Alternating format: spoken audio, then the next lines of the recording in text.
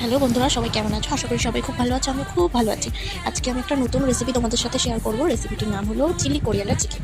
চলো দেখি রেসিপিটা বানাতে আমাদের কী কী লাগবে, কী কী করতে হবে। তো ফার্স্টে আমাকে একটা স্মুথ পেস্ট বানিয়ে নিতে হবে। তার জন্য লাগবে রসুন, আদা, কাঁচা লঙ্কা, ধনেপাতা আর নুন, লেবুর রস আর হচ্ছে সর্ষের তেল। তো লেবু না থাকলে তোমরা ভিনেগারও ইউজ করতে পারো। তো এটা ভালো করে একটা স্মুথ পেস্ট বানিয়ে নেবে। আমি না বোনলেস চিকেন নিয়েছিলাম 200 গ্রাম মতন। এবার তোমরা নর্মাল চিকেন নিতে পারো তোমাদের আন্দাজ মতো।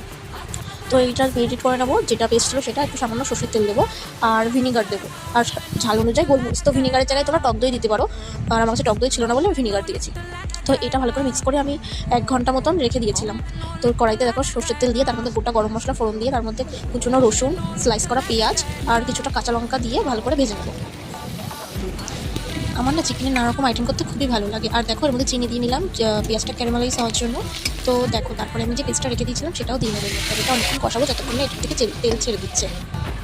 তো এই দেখো স্বাদ মতন নুনও দিয়ে নিলাম। তো তারপরে যে চিকেন ম্যারিনেশন ছিল সেটা দিয়ে দেবো, দিয়ে ভালো করে কষাবো যতক্ষণ না ওর থেকে তেল ছেড়ে দিচ্ছে ততক্ষণ। তো তোমাদের এই রেসিপিটা কেমন লাগছে অবশ্যই আমাকে কমেন্টে জানিও। তোমাদের কোনো নতুন রেসিপি চাইলে আমাকে অবশ্যই কমেন্টে জানাবে। তারপর আরও কিছুটা কাঁচা লঙ্কা কুচি দিয়ে ওটা পরিমাণ মতন জল দিয়ে গ্যাসের ফ্লেমটা একদম কমিয়ে ঢেকে দিতে হবে।